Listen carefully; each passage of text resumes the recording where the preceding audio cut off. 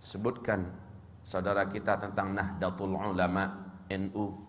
Sebutkan tentang saudara kita yang ada di Persis. Sebutkan sesaudara kita yang ada di kelompok perjuangan Ikhwanul Muslimin. Sebutkan sesaudara kita yang mana saja yang akan kita sebutkan, mereka Ahlus Sunnah wal Jamaah seluruhnya. Berangkat dari kelebihan dan kekurangan mereka, mereka saudara kita, kita saudara mereka. Kalau setiap kelompok berpikir macam ini, maka akan ketahuan bahwa kita sesama kita tidak layak untuk dibentur-benturkan dan tidak pantas untuk saling bermusuhan. Musuh kita yang nyata adalah Yahudi, Zionis Israel. Musuh kita yang nyata adalah Nasara yang merangi Islam yang di bawah payung PBB dengan Amerikanya. Musuh kita yang nyata pada hari ini adalah Syiah yang dipimpin oleh Iran di seluruh dunia. Ini musuh kita yang nyata. Jelas siapa di hadapan kita. Tetapi umat Islam dibentur-benturkan dengan isu-isu yang mereka yang buat, orang kafir itu buat, termasuk Syiah yang buat, semacam Wahabi dan segala macamnya. La haula wala quwata illa billah. Ibarat tentang masalah ini perlu saya beritahukan, dan semoga saja nasihat ini bermanfaat untuk saya, saudara saya yang tercinta, seluruh Ahlus Sunnah wal Jamaah dimanapun berada. Hari ini Arab Saudi diserang habis-habisan. Amerika juga bersatu dengan Iran. Iran berarti di belakangnya ada Rusia, ada Cina, ada India dan lain-lainnya. Ini adalah blok timur. Amerika sebagai energi terkuat yang ada di PBB menyatakan Iran adalah saudara kita. Sekarang di Iran, seluruh kota-kota yang ada di Iran hari ini ibarat Allah, semua tulisan-tulisan matilah Amerika di dinding-dinding di mana saja sudah mereka hapus. Yang digantikan dengan matilah Saudi, matilah Saudi, matilah Saudi. Lalu orang-orang muslimin di seluruh dunia, termasuk di Indonesia, berhasil dibakar dan disulut dengan isu Wahabi yang disematkan kepada Saudi, disematkan kepada imam-imam yang memimpin di Masjidil Haram, di Masjid Nabawi, disematkan istilah Wahabi ini kepada ulama-ulama yang bersumber dari Saudi. La haula wala quwata illa billah. Ketahuilah hamba-hamba Allah, ini fitnah. Sebab apa? Dengarkan hadis-hadis Rasulullah sallallahu alaihi wasallam berikut ini. Semoga kita tersadar betapa kita telah diadu domba oleh musuh-musuh Allah yang membawakan istilah-istilah yang tidak patut untuk dipercayai bersama.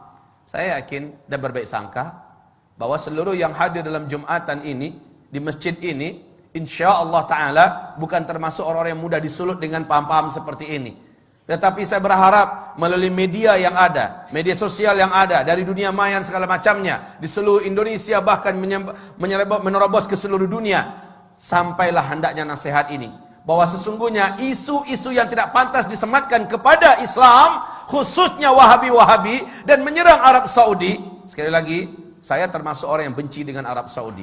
Dulu, kenapa? Loyalitas Arab Saudi pada Amerika, loyalitas Arab Saudi kepada Zionis Israel, loyalitas mereka. Tapi ketika Arab Saudi jatuh ke tangan orang yang saleh, insyaallah, Allahu a'lam, di tangan Raja Salman, bagaimana dia mendeklarasikan kesatuan umat Islam di atas kepentingan Islam, bagaimana dia bersumpah bahwa akan membebaskan Al-Quds, bagaimana dia menyatakan baraknya terhadap segala macam kejahatan-kejahatan yang dilakukan oleh Timur dan Barat, terkhusus oleh PBB, dan tidak mau lagi diatur oleh PBB. Lihat bagaimana sekarang Islam benar-benar menjadi perhatian utama, dan sejak itu Amerika berpihak kepada Iran. Sejak itu Amerika bertekad untuk menghabisi Ahlus Sunnah wal Jamaah melalui lokomotif yang paling benci kepada Islam, yaitu Syiah. Maka kaum muslimin, perhatikan sekarang. Rasulullah bersabda sallallahu alaihi wasallam, "Innad din la ya'rizu ilal hijazi kama ta'rizul hayyah ila juhriha." Sesungguhnya agama ini pada akhirnya nanti akan kembali berpusat dan berfokus kepada Hijaz, sebagaimana berpusatnya dan berkutatnya ular di dalam lubangnya. Hijaz itu adalah Makkah, Madinah, Taif. Ini yang Hijaz. Di zaman-zaman fitnah, Islam akan kembali berkutat atau berkonsentrasi di Hijaz. Dan ini sekarang difitnah sebagai Wahabi-Wahabi. Rasulullah sallallahu alaihi wasallam ceritakan oleh Abu Hurairah, semoga Allah ridha kepadanya, Rasulullah bersabda, "Innal Islam bada'a ghariban wa sayaudu ghariban kama bada'a." Islam mula-mula datang, dia adalah aneh, dikucilkan dan tidak diterima. Nanti ketika di akhir zaman Islam akan kembali dianggap aneh, dikucilkan dan kembali tidak diterima. Justru oleh umatnya sendiri. Wa huwa ya'rizu bainal masjidaini kama ta'rizul hayyatu fi juhriha. Dan Islam ini, kata Rasulullah sallallahu alaihi wasallam, hanya akan terpusat di dua masjid ini, yakni Masjid An-Nabawi dan Masjidil Haram, berarti di Mekah dan di Madinah, ya. Kama ta'rizul hayyatu fi juhriha, sebagaimana ular berpusat di dalam lubangnya. Hari ini sekali lagi isu tentang Abdul Wahab bin Abdul Rahman Al-Afriqi di abad kedua dari kelompok komunitas Khawarij yang menganggap kelompoknya saja yang paling benar, di luarnya sesat seluruhnya, yang mengkafir-kafirkan orang, membid'ah-bid'ahkan orang pada abad kedua Hijriah. Bukan Syekh Muhammad bin Abdul Wahab At-Tamimi yang ada di Hijaz, bukan. Ini jelas mujaddid. Tetapi umat Islam ini dengan dalam buku yang ditulis oleh Muhammad Novelis, Zionis dan Syiah bersatu menghantam Islam. Ternyata istilah Wahabi-Wahabi yang harusnya di abad kedua yang muncul itu, si Khawarij itu, ini yang dihidupkan dan disematkan kepada Syekh Muhammad bin Abdul Wahab. Dan ini tidak benar, ini batil. Syekh Muhammad bin Abdul Wahab adalah seorang mujaddid, ulama Ahlus Sunnah wal Jamaah. Lihat seluruh bacaan-bacaan yang ditulisnya, lihat seluruh gubahan-gubahannya, lihat seluruh penyampaiannya, sama dengan yang ada pada umat Islam pada hari ini, baik yang dipakai dan diamalkan oleh NU, baik yang diamalkan dipakai oleh umat Islam yang ada di Muhammadiyah, baik yang dipakai oleh Ahlussunnah wal Jamaah yang ada di mana-mana. Tapi yang ditulis, yang diucapkan, dilafazkan oleh sang Khawarij abad kedua Hijriah, yakni Abdul Wahab bin Abdul Rahman, ini dia yang sesat, menyesatkan. Tapi orang-orang Syiah menyematkan ini kepada Syekh Muhammad bin Abdul Wahab. Inilah kebatilan yang nyata, ibarat Allah yang kami muliakan. Lalu umat Islam sekarang mau saja percaya dan dibentur-benturkan. Betapa prihatinnya, perih hati saya ketika mendengar ada seorang Sunni diusir oleh saudara Sunninya yang lain. Kenapa? Sunni yang ini adalah mereka dari komunitas mayoritas, punya kebiasaan mengamalkan ini nama itu. Yang Sunni ini tidak mau mengikuti semacam Maulid Nabi, Isra Mi'raj, nggak mengikuti, ya. Tapi dia tetap baik berhubungan dengan masyarakat. Dianggap dan dibakar-bakar, disponsori, ini adalah paham Wahabi. Diusir dari kampungnya, diusir, tidak boleh lagi tinggal di kampung, bahkan diancam bakar. Rumahnya memang dibakar.